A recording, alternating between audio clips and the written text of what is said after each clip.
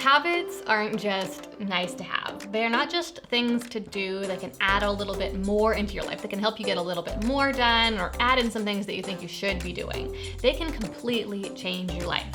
And the reason is because without good habits built in, you are completely relying on your willpower, which sometimes you might have a lot of, and you might choose to make lots of right decisions, to eat healthy food and to go to bed on time and to read books and improve yourself. But other times when you're tired, when you don't have that mental energy, it can be really hard to feel motivated to make those good decisions. And you can find yourself doing a lot of things that are really detrimental to your life.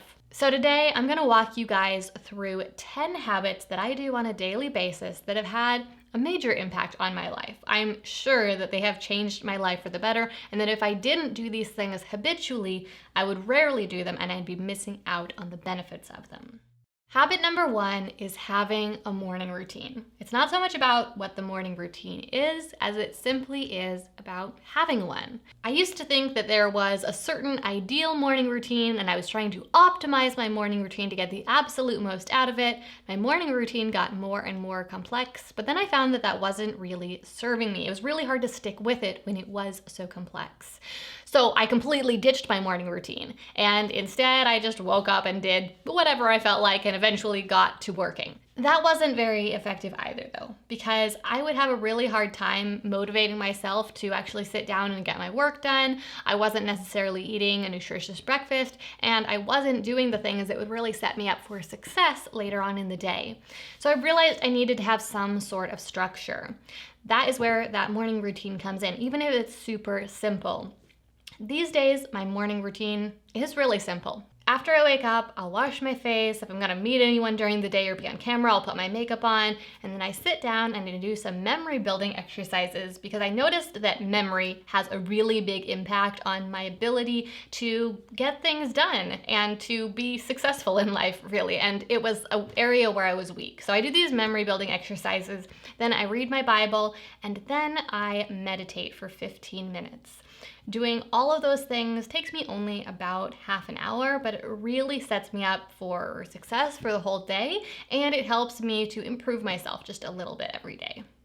But like I said before, it's not so much about the exact details of your routine, it's just about having a routine so that you can get your day off to a good start every day.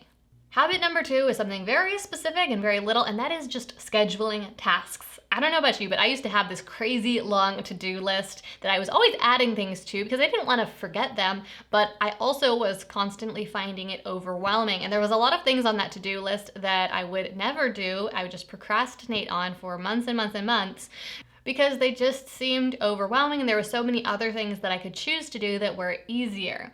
It wasn't until I started actually putting tasks on the calendar, assigning specific dates or even specific times to them, that I was able to overcome that overwhelm, because now that the tasks are scheduled, there's only one thing to do at any given time, or a few things to do on any given day. So I'm not overwhelmed by all the things that have to get done, and I can just focus on getting done the things that I have assigned to that specific day. This has enabled me to get a lot more done with a lot less stress. Habit number 3 goes hand in hand with scheduling tasks, and that's having a chore routine. This is a lot like scheduling tasks, only it has a weekly routine to it. So for example, every single Monday, I might do the laundry, and then every single Tuesday, I might clean the bathrooms. I used to have a lot of trouble getting around to chores. I always just thought I'll do it tomorrow, and it didn't really make sense to put all the chores on my to-do list or even on my calendar, because it just added a lot of to-dos that would overwhelm me even more. So I realized that if I created a routine where I did the same chores every single Monday, every single Tuesday, then I could really create a habit around it, so that I didn't have to think about it. Now, automatically, just every single Monday, I do the laundry without even thinking, and it makes it a lot easier to get it done.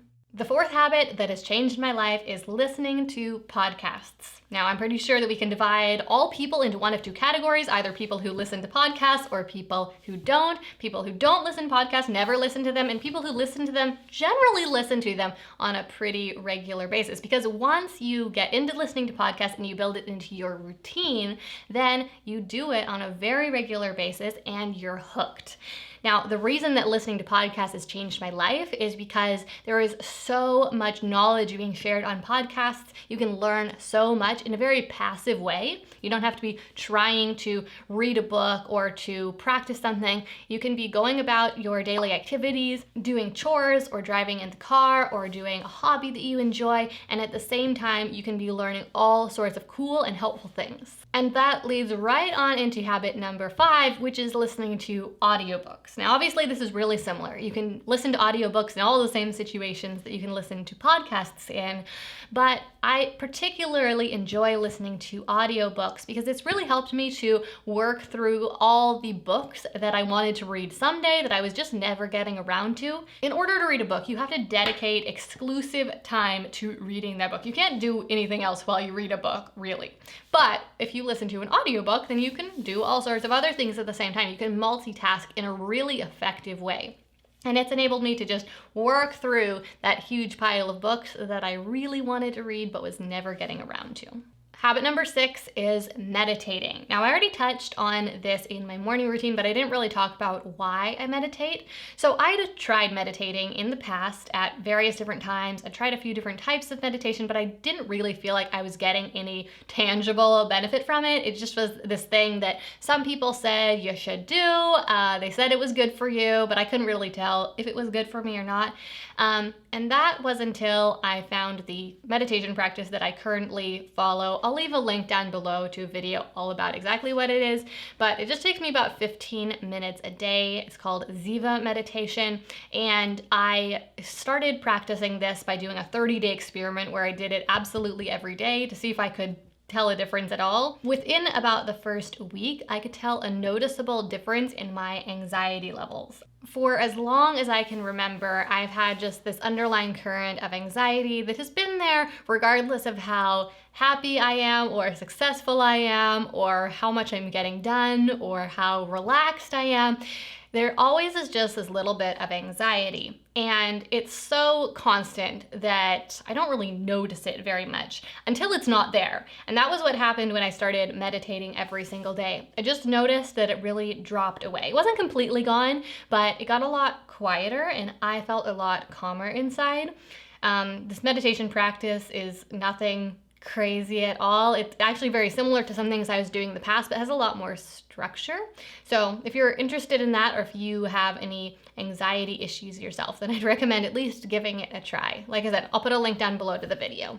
Next up is time tracking. So I'm someone who loves to schedule things. I love planning, I love organizing, and I got more and more into scheduling and ended up scheduling my life down to the minute, which was great for a lot of reasons. It allowed me to get a lot more done. I was a lot more productive until I started feeling, again, just kind of overwhelmed, kind of anxious about keeping this really strict schedule. So I tried not scheduling things, but that didn't work very well either because then I just felt like I was working all the time because I would put off work for a while and then I would be working on it and it would take me all day to get my work done because I didn't have that structure.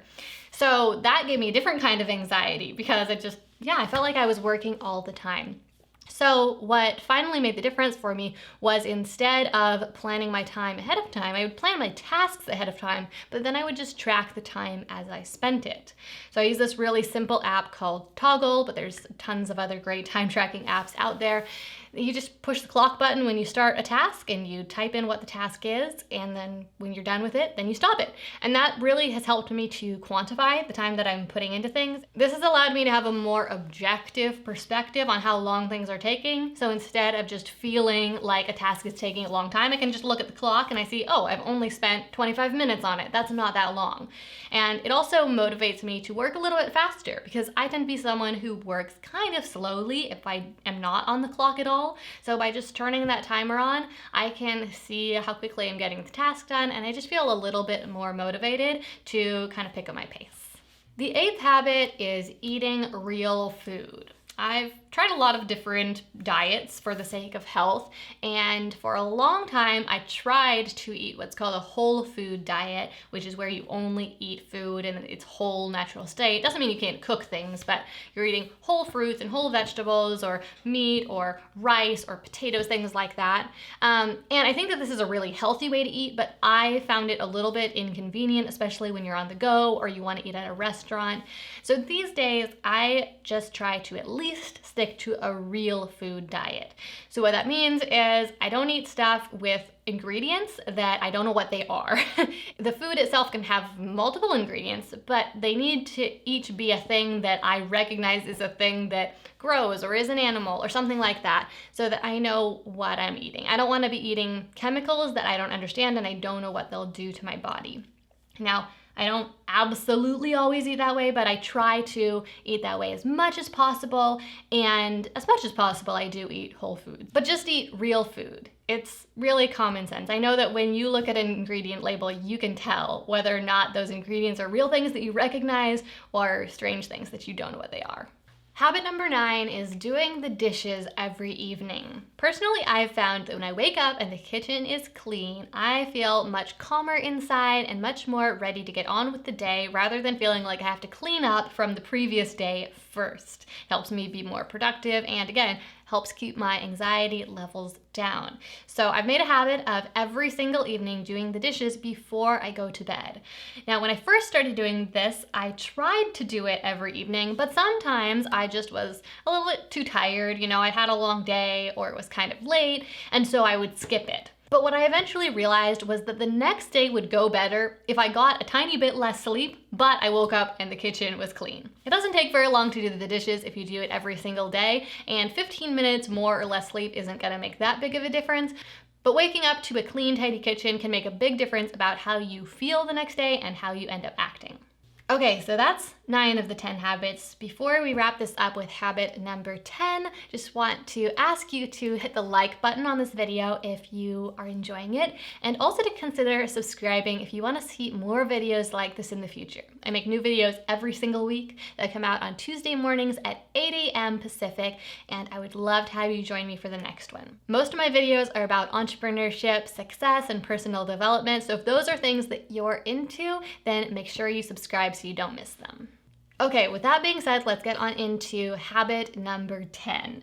Habit number 10 is going to bed by 10 p.m. every night. Okay, so first of all, I'm just gonna say I don't do this absolutely every night, in the sense of occasionally I'm at a friend's house later than that, or we're at some sort of event, so it's not an absolute thing. But if I'm at home and if it's possible, I go to bed by 10 p.m. every night. I used to just try to go to bed by 10 p.m. every night. So 10 p.m. was like my target, that was what I was aiming for, and I found that I was missing it more often than not, like almost every night. I would go to bed at more like 11 or even later than that, and then I would just be kicking myself. Why didn't I go to bed earlier? Because now I know I'm gonna be tired the next day, or I'm gonna sleep in the next day, and not get as much done. And so that was when I decided to just make 10 p.m. the absolute, like, we are going to bed by 10 p.m. It's not something we're trying to do. It's like, do or do not, there is no try. That was my philosophy about going to bed on time.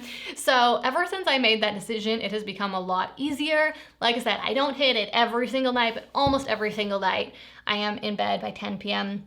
And if I'm in bed by 10 p.m., I'm not looking at my phone after 10 p.m. That is the other part of this rule, because I don't know about you, but if I look at my phone when I'm tired, I tend to look at my phone for way too long. Like, my brain doesn't know how to stop myself from just keeping scrolling on Instagram or keeping watching YouTube videos. The more tired I get, the worse my judgment is about the fact that I should go to sleep.